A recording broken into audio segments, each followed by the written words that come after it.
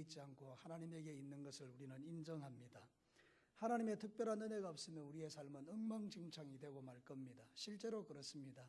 내가 생각하고 계획하고 내 뜻대로 살아보니까 삶이 엉망진창이 되는데, 하나님께 모든 것을 맡겨드리고 하나님 이제 내 인생은 주님의 것입니다, 아버지가 알아서 하십시오 할 때 오히려 내가 생각했던 것보다 훨씬 더 잘 되는 것을 우리가 삶으로 경험하는 게 신앙입니다. 여러분이 하나님을 더욱더 신뢰할 수 있게 되기를 주의 이름으로 축복합니다. 우리 출애굽기를 살펴보면서 하나님은 그의 백성들을 불기둥과 구름기둥으로 철저하게 보호해 가시는 것을 볼 수가 있죠. 그럼에도 불구하고 우리는 날마다 우리의 마음에 하나님을 향한 뭔가 부족한 마음을 가지고 원망하고 불평하기를 좋아하지만, 사실은 하나님은 여러분을 위하여 가장 좋은 길로 인도하고 있는 줄로 분명히 믿으셔야 합니다.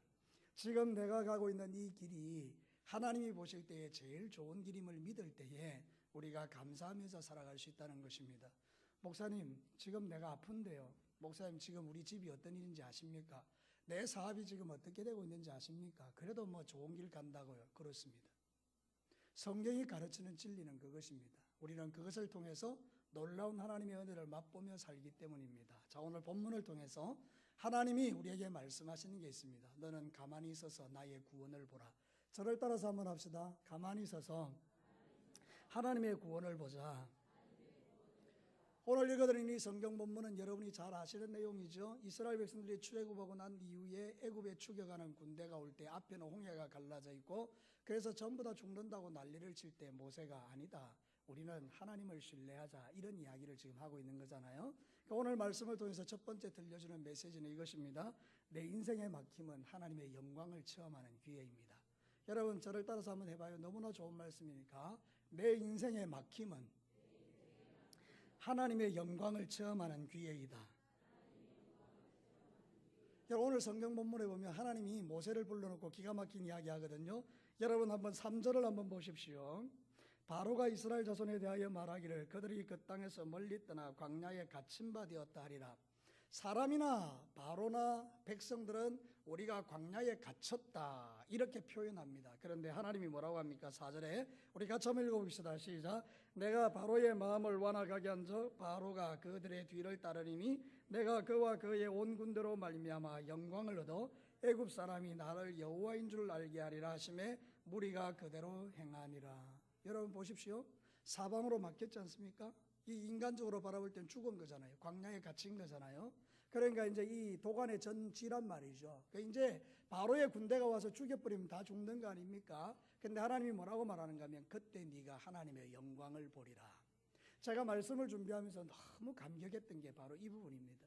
와, 우리 하나님은 내가 막힐 때 그때 하나님의 영광으로 나타나셔서 나를 기가 막힌 방법으로 건져내시고 하나님의 하나님 되심을 보여주시는 분이구나. 그러니까 우리가 인생 살다가 막힌다고 해서 낭망해서는 안 되는구나. 왜? 내가 인생이 막히면 그때는 누가 나타나신다고요? 하나님이. 그리고 영광을 받으시는 거예요.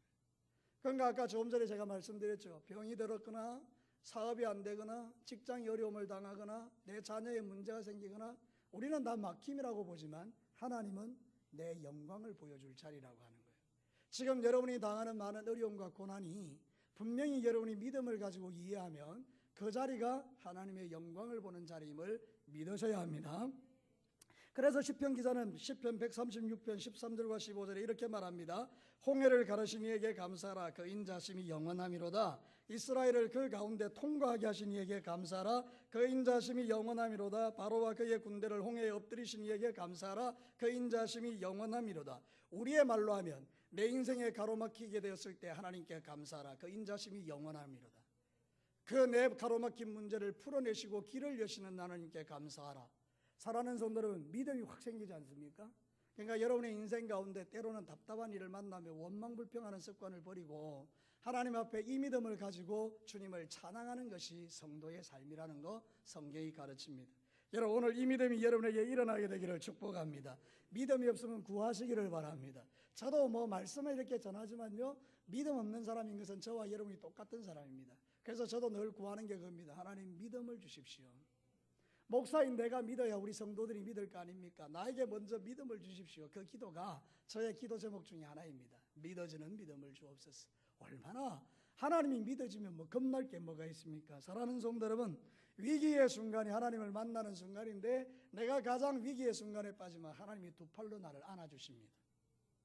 그냥 뒤에서 지켜보고 있다가 내가 위기를 당하면 두 팔로 안으신다고요. 그러니까 이 하나님이 얼마나 좋으신 하나님입니까?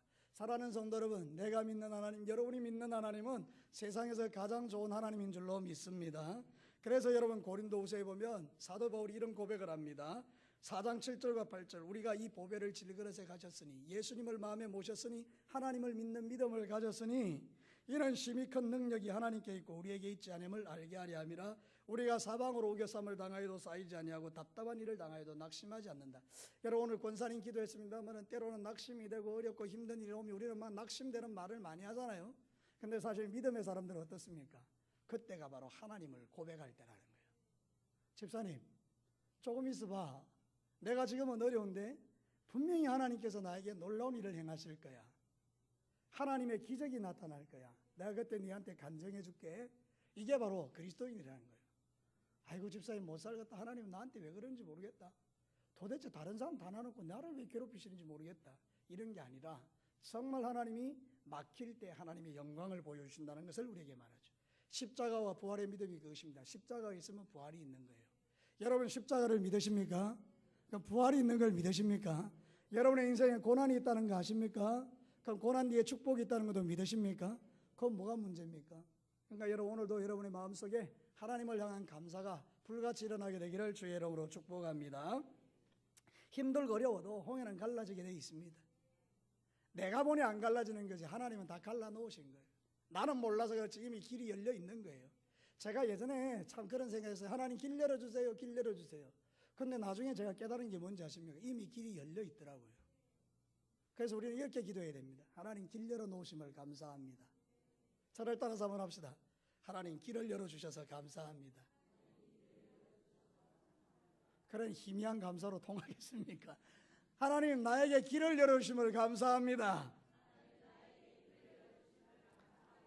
내가 보니 우리 진교교회 성도는 너무 착해요. 제가 작게 이야기하면 작게 이야기해야 되는구나. 크게 이야기하면 크게 이야기해야 되는구나. 그런 생각하는데 여러분 진짜 그래요. 우리에게 길을 열어놓으셨어요. 아무 걱정 안 하셔도 됩니다. 자, 두 번째, 위기의 순간에 보이는 환경만 주목하는 건 위험합니다. 여러분 보십시오. 이스라엘 백성들이 어떻게 반응하는가. 막 뒤에 쫓아오죠. 10절 한번 보겠습니다. 바로가 가까이 올 때 이스라엘 자손들이 뭐를 들어봤습니까? 이거는 육신의 눈입니까? 영의 눈입니까? 육신의 눈. 내 눈에 보이는 대로 보니까 자기들 뒤에 이 애굽의 군대가 쫓아온 거예요. 그러니까 이스라엘 자손이 심히 두려워하여 여호와께 뭐 했다고요? 기도했습니까? 안 했습니까? 기도했죠. 그러면 괜찮아야 되는데 그 다음에 11절 보면 이렇게 원망하는 것입니다. 같이 시작. 그들이 또 모세에게 이르되 애굽에 매장지가 없어서 당신이 우리를 이끌어내어 이 광야에서 죽게 하느냐? 어찌하여 당신이 우리를 애굽에서 이끌어내어 우리에게 이같이 하느냐? 이제 원망하는 거죠. 기도해놓고도 원망합니다. 그죠? 믿음이 없으니까. 그런데 여러분 진짜 놀라운 것은 이겁니다. 12절. 이게 얼마나 우리를 정말 우리 안에 있는 죄성인가를 보게 해요. 자, 12절 시작. 우리가 애굽에서 당신에게 이런 말이 이것이 아니냐 이러기를 우리를 내버려두라. 우리가 애굽 사람을 섬길 것이라 하지 않더냐. 애굽 사람을 섬기는 것이 광야에서 죽는 것보다. 요 인간들 나쁩니까? 안 나쁩니까? 엄청 나쁜 인간들. 이 인간이 누굽니까? 어떻게 알았습니까? 바로 나예요. 내가 이러고 있는 거예요. 그러니 우리 하나님 마음이 얼마나 서운하고 섭섭하시겠어요. 하나님은 길을 열어놓고 우리에게 당신의 영광을 보여주기 위해서 잠시 막아둔 건데 우리가 육신의 눈으로 보니까 그게 너무 힘드니까 하나님 앞에 차라리 나를 내버려 두세요. 내가 예수 믿겠다 했습니까? 내가 진교교회 다닌다 했습니까? 내가 집사한다 했습니까? 뭐 이러고 달라드네요. 여러분 그러니 하나님 마음이 서운한데 우리 하나님은 너무 좋으신 분이에요. 그런 우리의 연약함을 잘 아시고 우리를 그래도 사랑으로 품어주시는 줄로 믿습니다. 그러나 우리가 해야 될 일은 원망하는 게 아니고 정말 주님 앞에 믿음의 고백을 하실 필요가 있습니다. 그러기 위해서는 영적인 눈이 열리셔야 됩니다. 영안이 열리지 않으면 육신의 눈으로밖에 볼 수 없기 때문에 우리는 나타나는 현상만 가지고 판단할 수밖에 없어요. 아무리 목사가 설교할 때 여러분 두려워하지 마세요. 그래도요. 영적인 눈이 안 열리면 두려움은 어떻게 할 길이 없습니다. 그러나 영안이 열리면 성령으로 충만하면 두려움이 변하여 찬송이 됩니다. 한숨이 변하여 기도가 됩니다. 주 안에 있는 나에게 딴 근심이 있으랴. 이게 고백이 됩니다. 사랑하는 성도 여러분, 요한일서 4장 18절 아십니까? 사랑 안에 두려움이 없고 온전한 사랑이 두려움을 내쫓나니 두려움에는 형벌이 있음이라. 두려워하는 자에게는 사랑 안에서 온전히 이루지 못하였느니라. 이 사랑은 예수님입니다. 제가 이렇게 바꿔볼게요. 예수님 안에 두려움이 없고 온전한 예수님이 두려움을 내쫓나니 두려움에는 형벌이 있음이라. 두려움이 있는 자는 예수 안에서 온전히 이루지 못했느니라. 내가 예수 안에 있다는 것은 두려움이 없다는 거고요, 두려움이 없다는 것은 예수 안에 있다는 거예요. 여러분 예수님 안에 계시죠? 그럼 두려움을 쫓아내셔야 합니다. 여러분 이게 믿음의 반대가 불신앙이라고 생각하죠? 아니에요. 믿음의 반대는 두려움이에요. 불신앙은 어디서 오는가 하면 두려움에서 오는 거예요. 지금 이스라엘 백성들이 두렵죠? 그러니 불신앙이 오는 거예요. 그러니까 우리는 뭐와 싸워야 되는가 하면 두려움과 싸워야 돼요. 그럼 두려움을 쫓아내는 길이 뭐냐? 예수님이에요. 믿음이라 그 말입니다. 그래서 여러분 바울은 하나님의 전신갑주에 대한 이야기를 하면서 이렇게 말해요. 사단은 계속 우리에게 불화살을 쏜다. 불신앙의 화살을 쏜다. 그래서 계속 못 믿도록 두려움의 화살을 쏜다. 그럼 너희들은 믿음의 방패를 가져라. 성경이 이렇게 말하죠. 에베소서 6장 15절에 모든 것 위에 믿음의 방패를 가지고 이로써 능히 악한 자의 모든 불화살을 소멸해라. 사단이 우리에게 두려움을 줄 때 뭐를 이길 수 있느냐? 믿음의 방패로 이겨낸다는 거예요. 여러분 이제 여러분의 삶 가운데 어렵고 힘든 일로 마음에 두려움이 생기거든. 아, 이거 믿음으로 이겨야 하는구나. 하나님 내가 지금 두렵지만 믿음으로 승리하겠습니다. 믿음으로 이겨내시기를 축복합니다. 살면서 크고 작은 어려움이 일어날 때마다 육신의 눈으로 보면 다 두려움인데 여러분 영의 눈으로 보면 다 이기는 거예요. 제가 오늘 새벽에 설교한 거 기억하실 분들이 있겠는데요. 여러분 보십시오. 골리앗이 앞에 있습니다. 이스라엘 백성들은 육신의 눈을 가지니까 골리앗이 보입니다. 그러니까 막 두려워 벌벌 떨죠.